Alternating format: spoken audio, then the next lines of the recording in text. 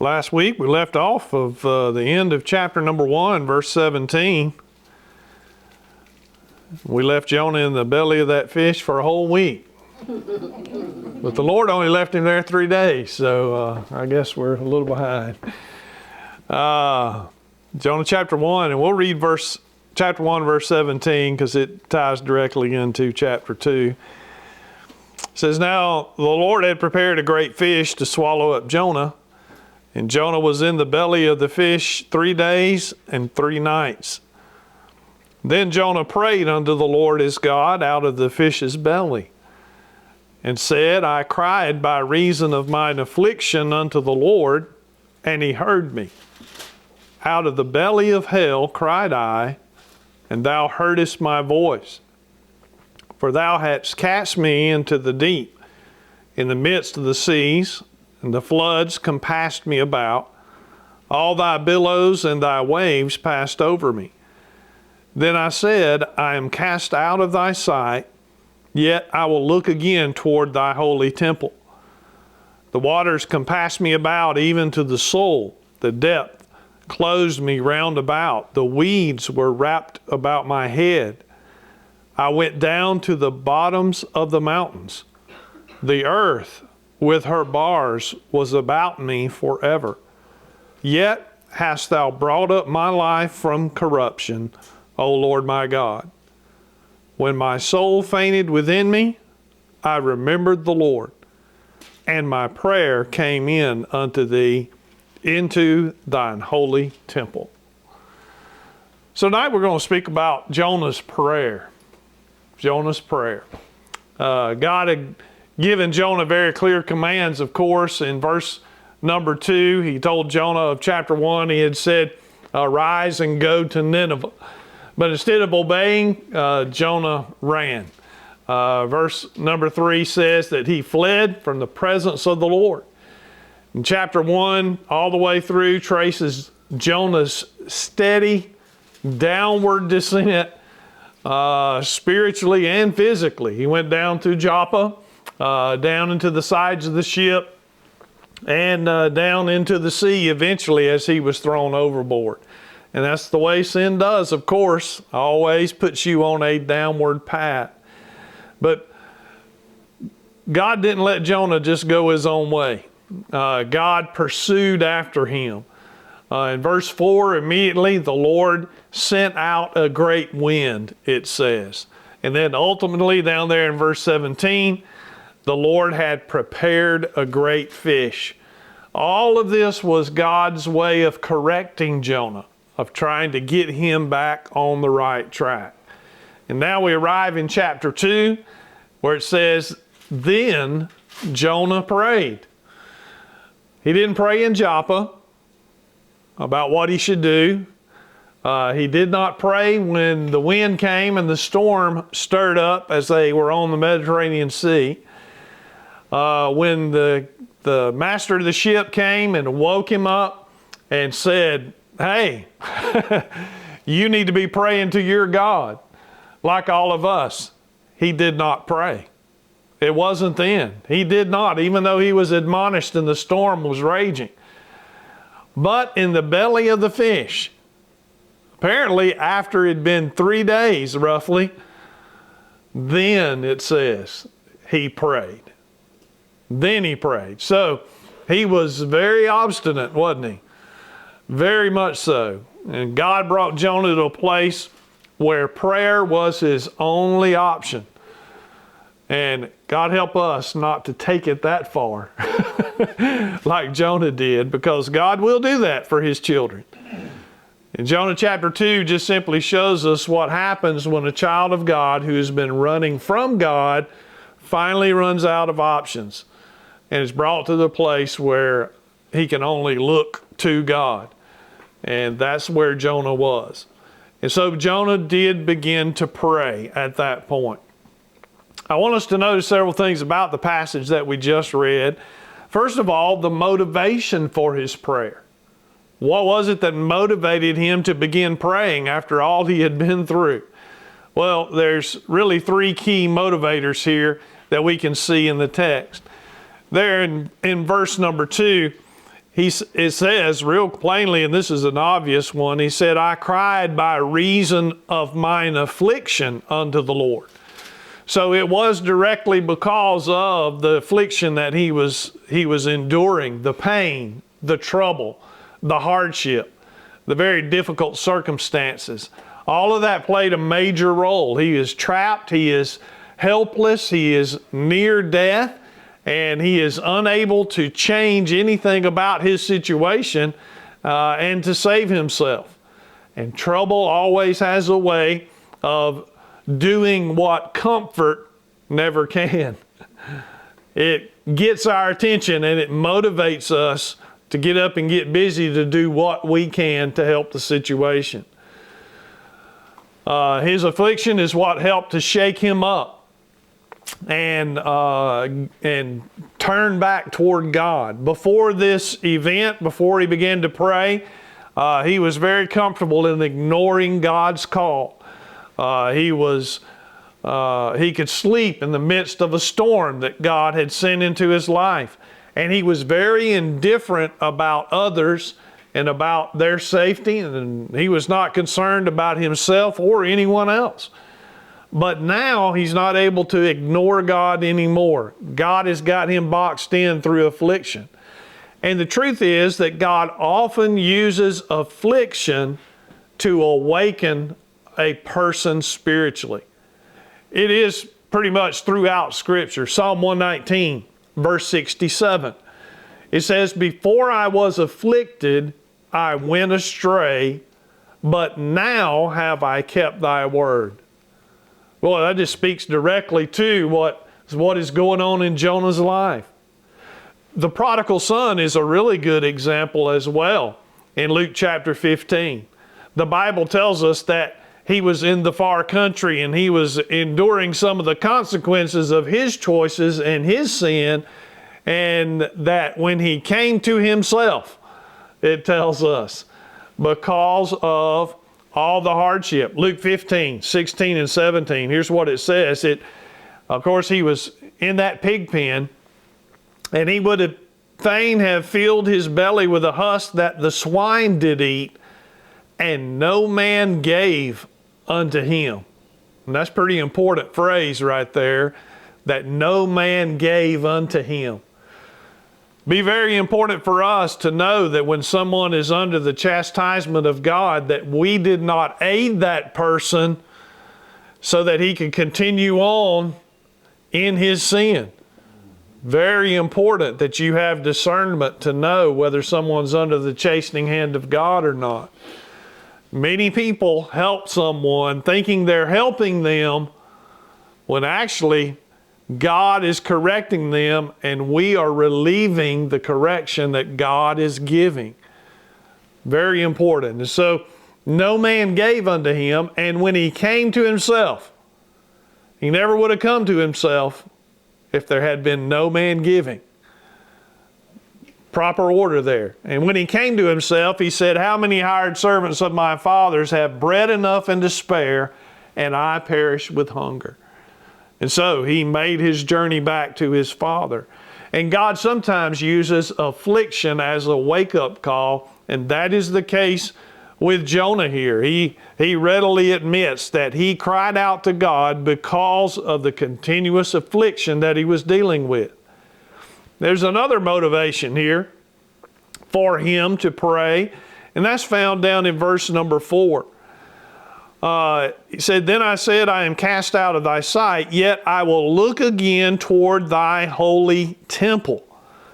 And then again at the end of verse number 7, he says and mentions that my prayer came in unto thee into thine holy temple. Now, Jonah here is in the depths of the sea, inside a fish, and yet his mind turns toward the temple at Jerusalem. This is a unique statement to us. We're like, this doesn't belong here in this text. It doesn't really make sense to us, but it did and certainly did to Jonah. To an Old Testament believer, the temple was the place of sacrifice. It was the place where atonement was made for a person's sin, where a person could be assured that God was forgiving them, and they could be reconciled to God if they had transgressed. It was the place where a sinner could come and find mercy for their sin through offering of a sacrifice. So when Jonah says, I will look again toward thy holy temple, he is saying, I need the mercy of God for my sin. That's kind of what he is declaring here. Jonah knew that he did not deserve help from God. He felt he was cast out of God's sight, verse 4 says, because of his sin. But he still prayed because he thought of the temple, and that gave him encouragement to seek God in spite of his sin. That the temple represented God's mercy. And so as he thought about the temple, he realized that God is in the business of forgiving sin, and I need God's mercy. Many people are hindered in their praying because of the guilt of their sin weighing them down and making them feel as if there is no use to pray. They know they do not deserve any response from God because of their sinfulness, but that should never stop anyone from praying, because we can always pray on the basis of God's mercy. Always. In fact, if we try to pray on any other basis, we're probably not going to get our prayers answered, because we never deserve any of the blessings that God could bestow upon us. They are all given to us out of His great loving kindness and mercy. Every time, every request.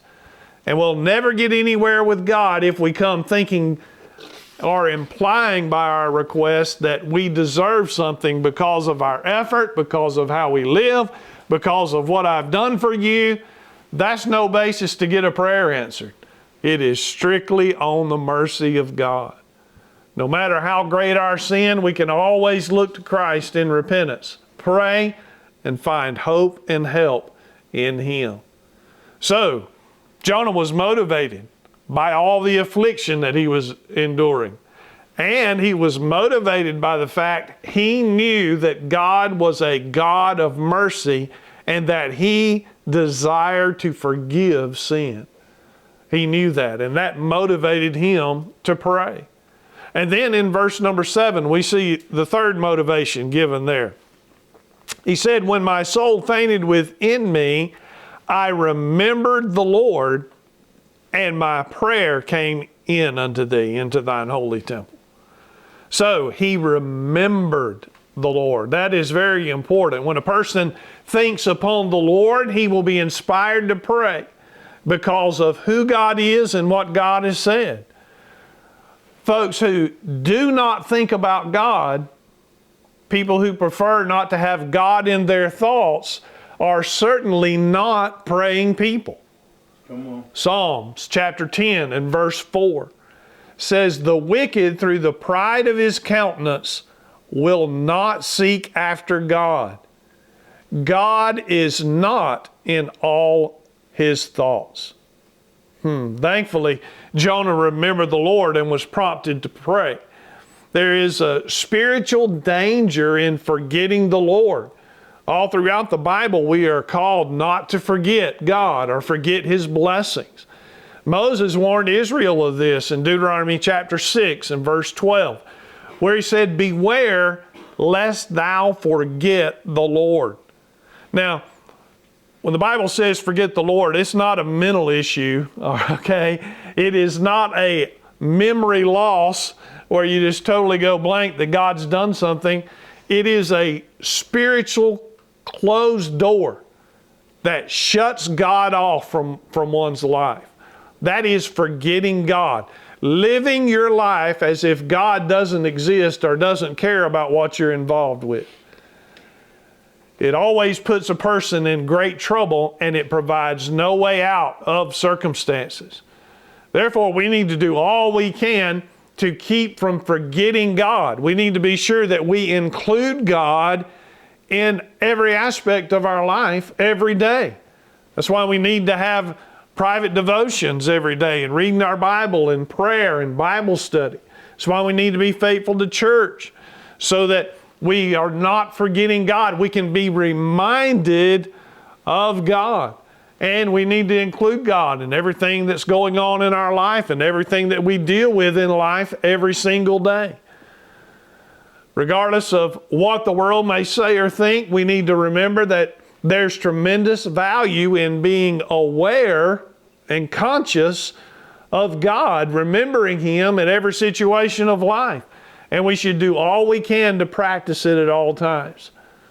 Jonah had tremendous problems going on right now and consequences, but his remembrance of God kept him from total despair and influenced him to pray successfully, as we see in verse 7 where he said that his prayer came into the temple.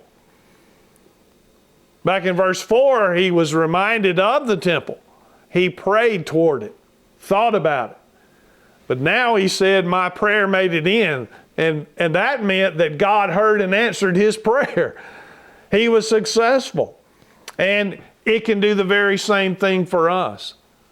Him remembering God was him bringing God into the horrible situation in which he found himself in. That's what remembering God does. It would be good if we get into tough situations like that to bring God into it, because He knows the way out and He can handle it and direct us.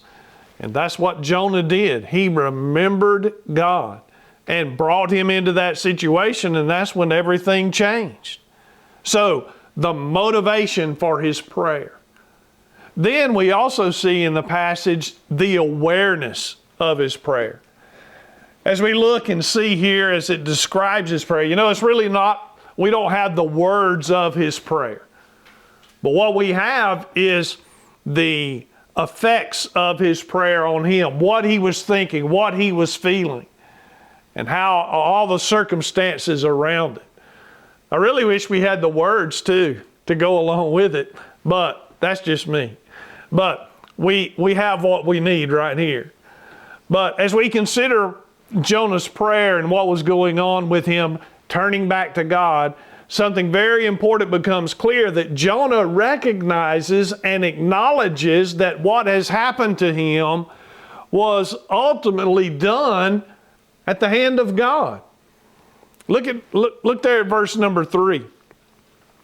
Chapter 2, verse 3. Notice here he says, "For thou hadst cast me into the deep." Now wait a minute.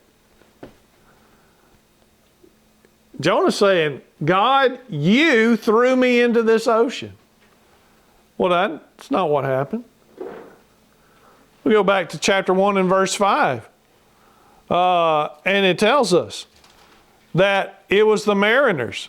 Then the mariners were afraid and cried every man unto his God and cast forth the wares. Oh, that's not it. Maybe it's 15. Yeah, 15. So they took up Jonah and cast him forth into the sea, and the sea ceased from her raging.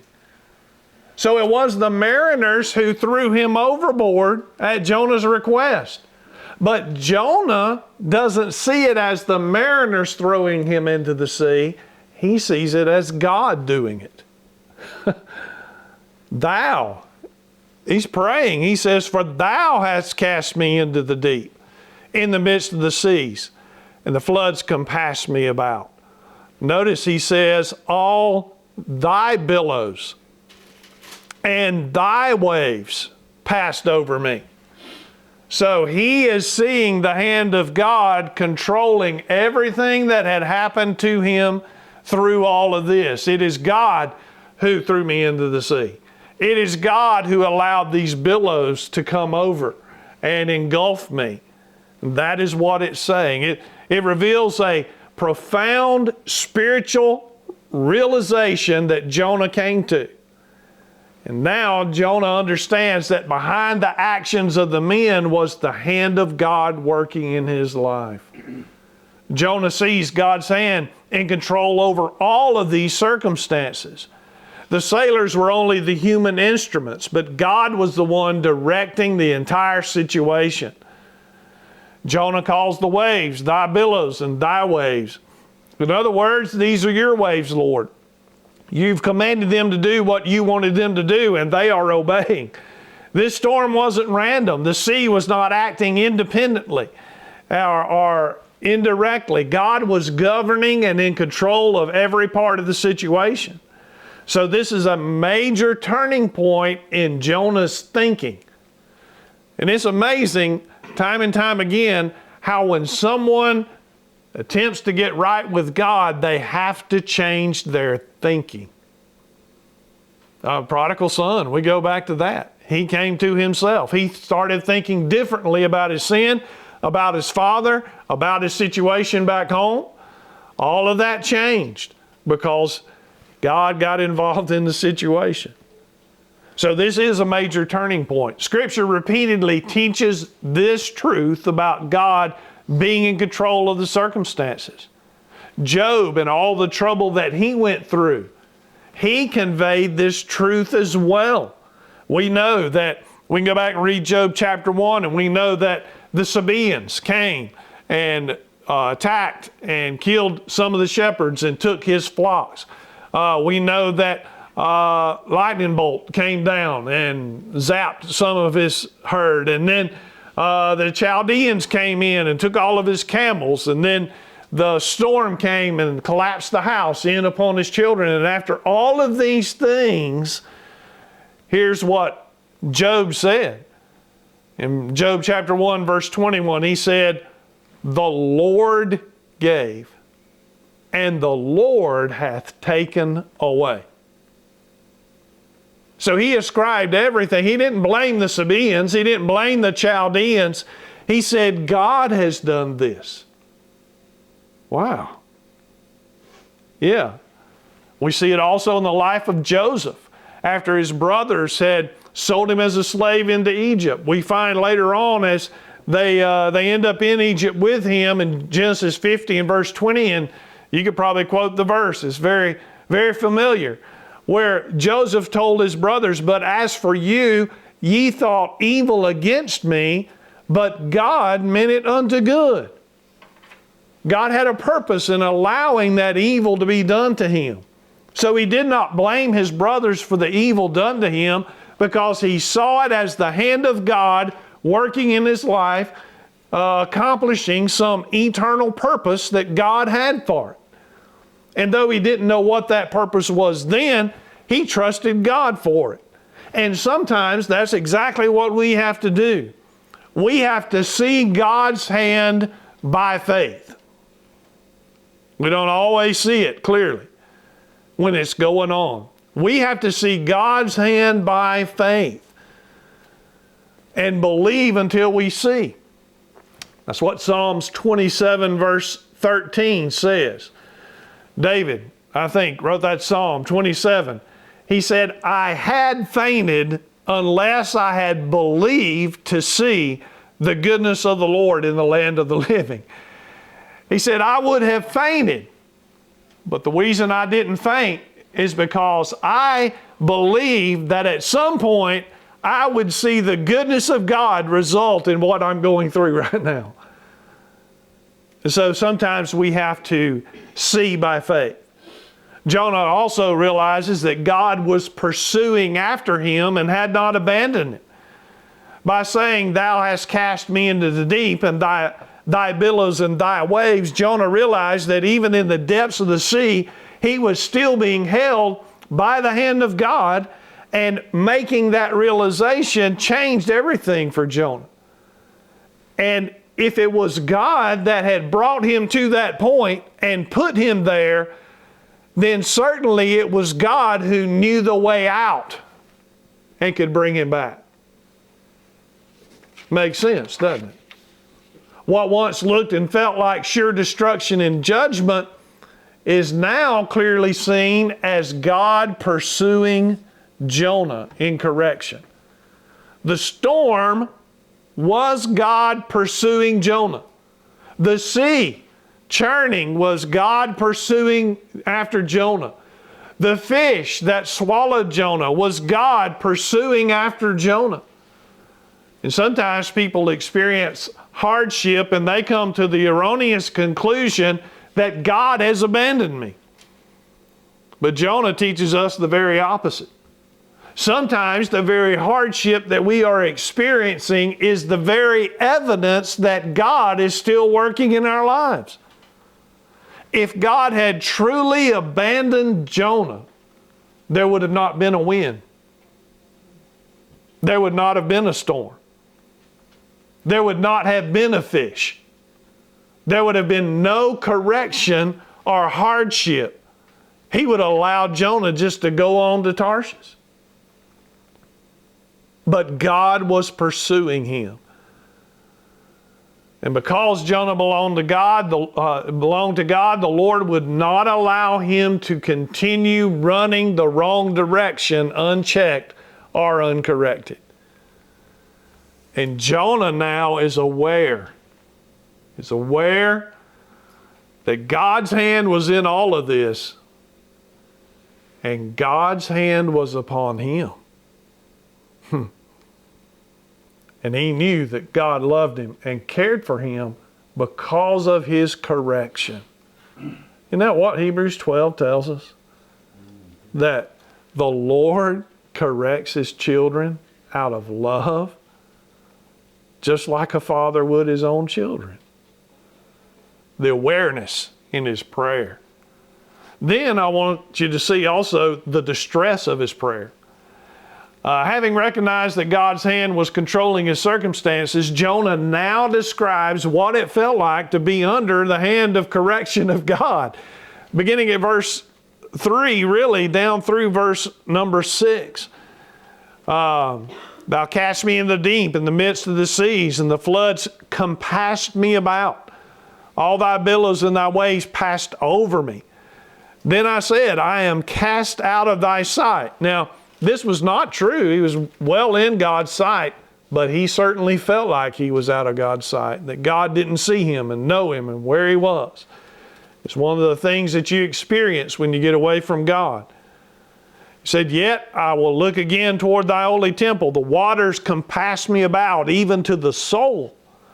The depth closed me round about. The weeds, seaweed, was wrapped about my head. I went down to the bottoms of the mountains. It's pretty deep water. The earth with her bars was about me forever. Yet hast thou brought up my life from corruption, O Lord my God. So these verses are filled with very vivid, clear pictures of what Jonah experienced. Jonah is not merely telling us what happened, but he is telling us how he felt while all of this was going on. He was obviously completely overwhelmed. The floods, I mean, can you imagine being thrown overboard in a ship in the middle of the sea when the sea is raging and being thrown down and you're underwater? The floods compassed me, the waters compassed me about. And that phrase, compassed me about, means surrounded on every side. There was no way out of it. No matter where he turned, he was under the water. He was engulfed, overtaken, completely surrounded. And he adds, even to the soul. More than just the physical danger, this is such distress in his soul because of the situation and because of what he's experiencing. I mean, it is really getting down deep into his inner being here. Then he was powerless against the forces around him. The billows and thy waves passed over me, he said. Jonah's being tossed by forces that he cannot control. The waves are much stronger and they are taking him where they want to. He's not able to fight against them. The current is much stronger, pulling him downward. And the situation is beyond his ability to fix. He was entangled and unable to free himself. The weeds were wrapped about his head. A little research here about seaweed in the Mediterranean Sea, and it can be anywhere from 0 to 100 feet deep, anywhere out in the Mediterranean Sea. So there's different types of seaweed that are there. So he is getting entangled. So not only is he underwater, but now the seaweed is wrapping around, and it says specifically his head here. And so the picture is that he is in the process of drowning. I mean, you can only hold your breath for so long. So he is in the process, and he's already very disoriented. He's losing strength, probably doesn't know which way is up. And now he is wrapped, restricted, and entangled by this seaweed. This is a powerful picture as well of the results of sin and its consequences, isn't it? How sin will pull a man down as it wraps itself around him and makes his escape harder. He also reached the point of finality.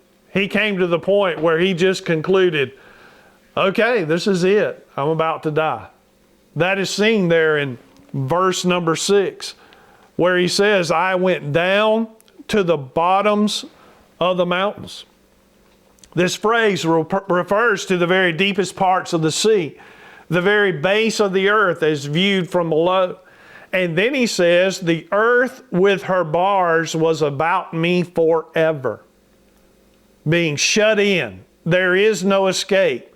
And that phrase forever means, from Jonah's perspective, that this is it. There is no way out. It's over. He's come to the place where he believes his life is over, his situation is final, and there's no return.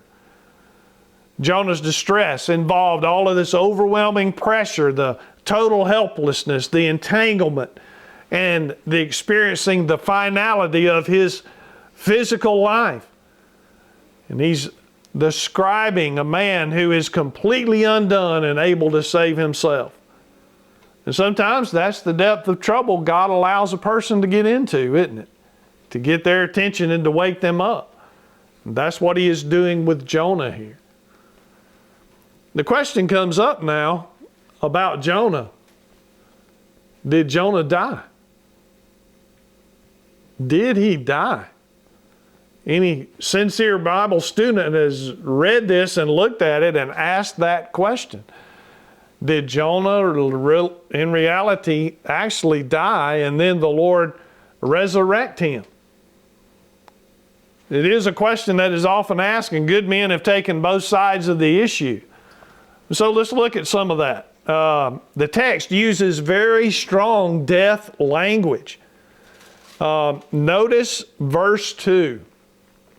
Jonah says that at the end, well, in the middle really, and said, I cried by reason of mine affliction unto the Lord, and he heard me. Notice this phrase, out of the belly of hell cried I.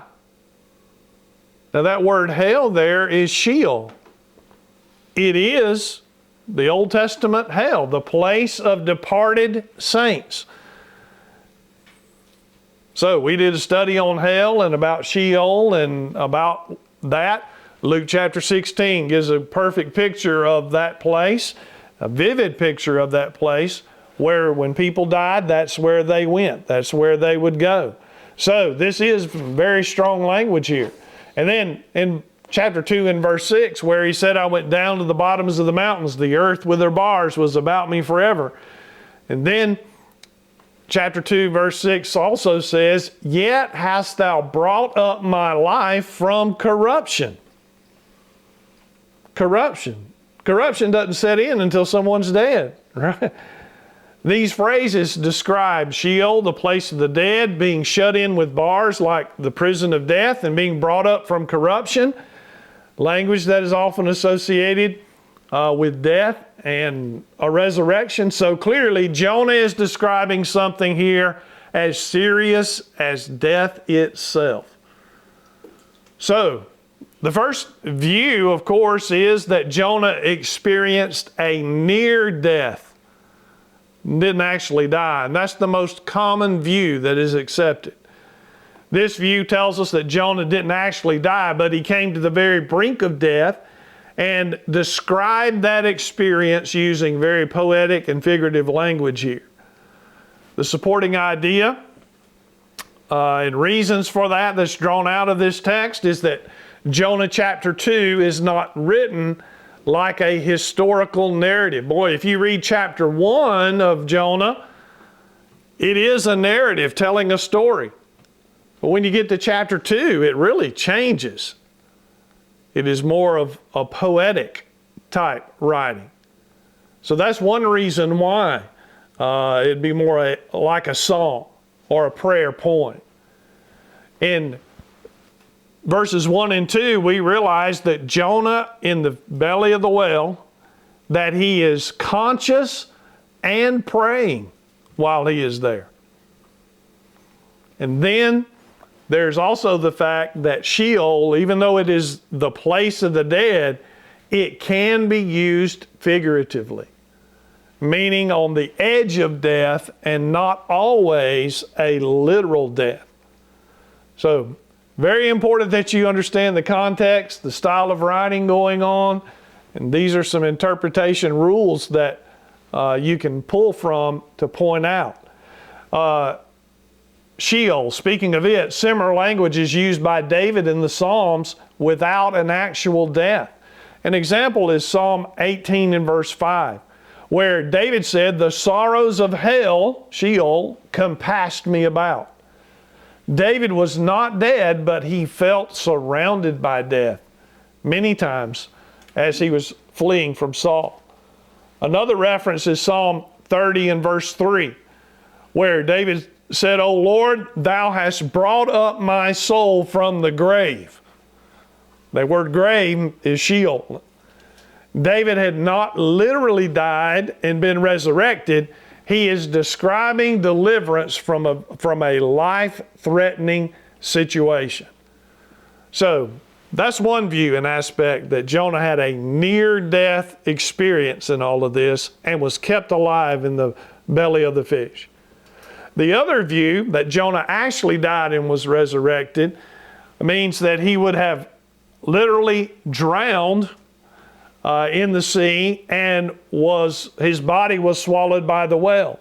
His soul had entered into Sheol and was miraculously brought back to life and inside the belly of the whale. Now, this is not unreasonable as you look at the arguments for it, because of the strength of the language, of course, is one of the reasons that he is mentioned to be brought up from corruption. The phrase strongly resembles resurrection language. In fact, Psalm 16 and verse 10, which is prophetically speaking of Christ, says, "Thou wilt not suffer thine Holy One to see corruption." And then one of the strongest arguments for this is the connection of Jonah to Christ.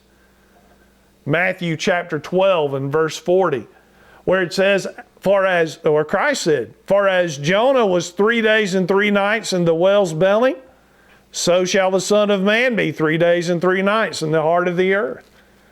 As Jonah, so the Son of Man. So some would argue that since Christ actually died and rose again, Jonah's experience may have been a literal death and resurrection to more fully picture the death and resurrection of Christ. All right?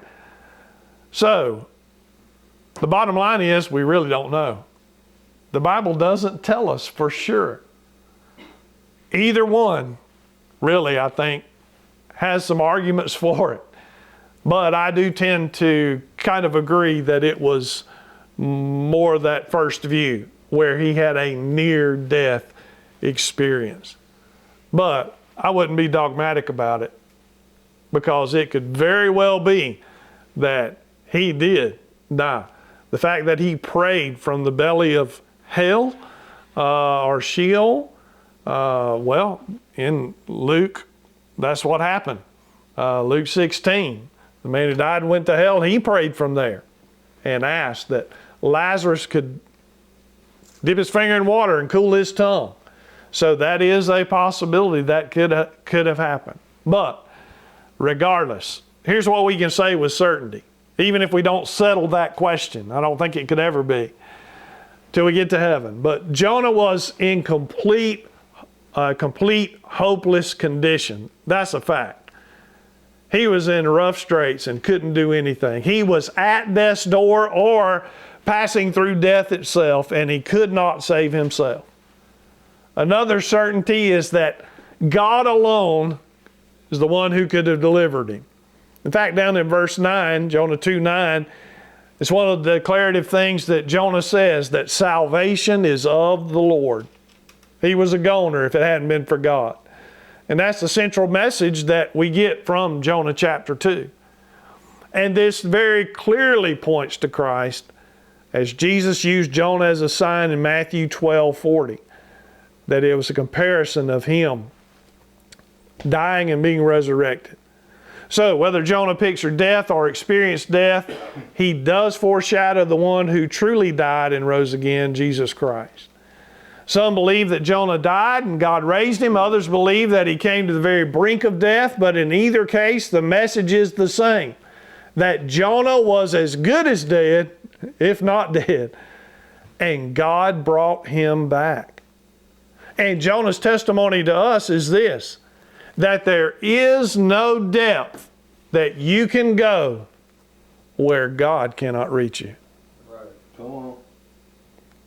It doesn't matter how far or how deep you get away from God or deep into sin, God can bring you back. Right.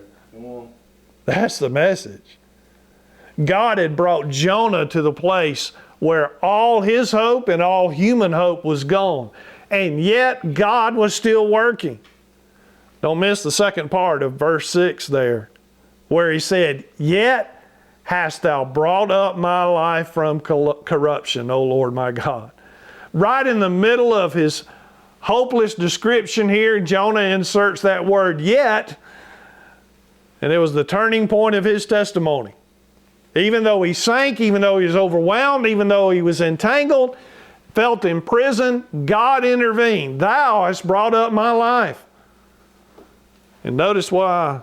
Because in verse 7, he said, "When my soul fainted within me, I remembered the Lord." I remembered the Lord. I didn't shut God out. I had been, but I didn't anymore. And when God got in, everything changed. Right. Come on. Everything changed. Wow. What a prayer, huh? Well, God hears and answers our prayers. Yeah.